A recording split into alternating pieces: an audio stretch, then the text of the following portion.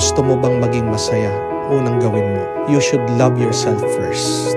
Bakit ba tayo nagmamahal? Nagmamahal tayo kasi meron tayong gustong ibahagi at ibigay sa iba. Hindi tayo nag-expect na mahalin tayo ng iba. Walang nasasayang sa nagmamahal.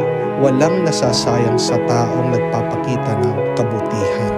Dahil lahat ng kabutihan natin ay babalik din sa atin.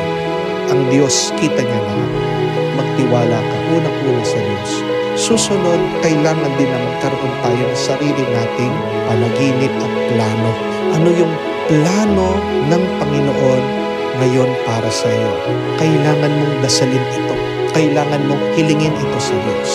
Minsan sa buhay, hinahayaan tayo ng Diyos na masaktan, masira ang ating plano para makapasok yung plano niya.